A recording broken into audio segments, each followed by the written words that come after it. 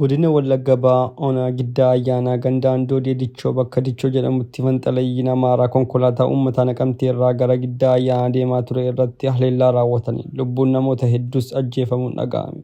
Lixa Oromiyaa Godina Wallagga Ba'aa Onaa Giddaa Ayyaanaatti maqaan fannoo jedhuun of waamu uummata nagaa konkolaataa imalaa jiru irratti tarkaanfii fudhataniin namoota baay'ee ajjeefamuun dhaga'ame.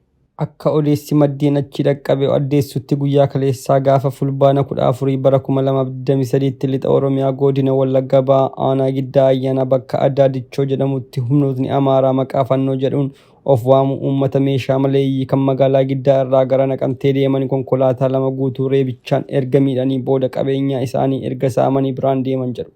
Bifuma wal fakkaatuun har'as guyyaa lammaffaaf humnootni Finxaleeyyii Amaaraa kun tarkaanfii sukkaneessaa uummata nagaa irratti fudhatanii namootni konkolaataa Giddaa irraa gara Naqamtee deeman turan konkolaataa keessaa buusuun jumlaan ajjeesuun dhaga'ame. Akka odeessi achi nu qaqqabeetti ibsutti taanaan tarkaanfiin sukkaneessaa humnootni kun uummata nagaa irratti fudhatan namootni 11 ajjeefamaniiru.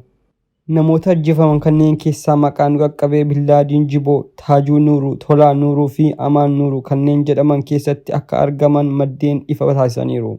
Itti dabaluunis odeessi miidiyaalee hawaasummaa gubbaa irratti naanna'aa jiru akka ibsutti reeffi namoota hedduu Finxaleeyyii Amaaraa raawwate hospitaala Giddaa Ayyaanaa guuramaa jiraachuun dhaga'ameera.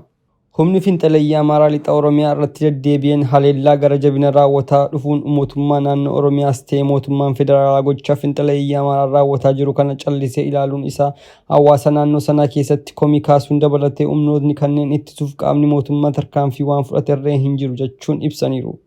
Lubbuu namoota qulqulluu dhabuu fi gocha jeequmsa kamiyyuu Giddaa Ayyaanaa keessatti addatti naannoo gaara Dichoo jedhamu keessatti garreen fannoo yookaan qaamni biroo hirmaachise jedhame keessatti raawwatameen dhaga'uun baay'ee nu gaddisiisa.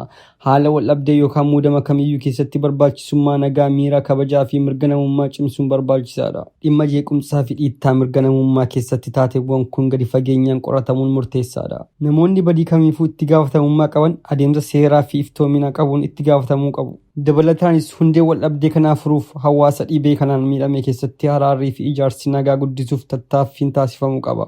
Hambaan miidiyaa gocha sukkaneessaa uummata nagaa irratti raawwataa jiru ni balaaleffata. Akkasuma maatii fi firoottan isaaniif jajjabina hawwina.